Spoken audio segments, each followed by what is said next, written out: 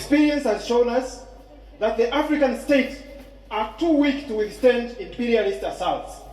Nor do I see them being fulfilled by the African ruling classes, whose survival depends on the maintenance of the status quo. Actually, our rulers keep setting agendas to be fulfilled in the distant future, when they will all be dead, and therefore they will not be held accountable. Things like Vision Agenda 2063. They are very busy telling young people that we are the future of the continent and all that, but we are the present. And if we are the present, then we need agenda now. And that's what Kwame Nkrumah told us. Agenda now. Now I'm therefore, this is the last part of my presentation. I'm therefore speaking of liberatory Pan-Africanism. This means decentering Pan-Africanism from the state and taking it back to the streets where it belongs. From 1900 to 1945 of the Manchester Conference, Pan-Africanism was a grassroots movement that was led by the likes of Garvey, Du Bois, and others in the diaspora.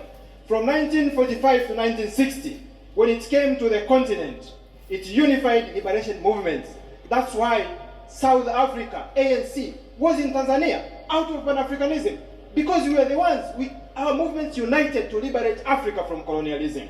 Now the trouble began when these movements became ruling parties after independence.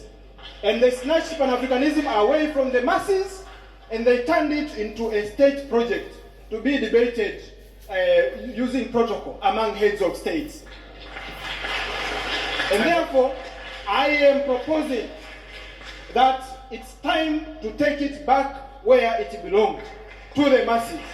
And that will entail building a unified Pan-Africanist grassroots movement that links the streets and villages of Africa, from Cape to Cairo, Morocco to Madagascar, with the working people who are the major victims of the policies that we are talking about at the center. That is the end of my presentation. I'll be glad to engage more. Thank you. Let's clap for Sabato. Thank you very much.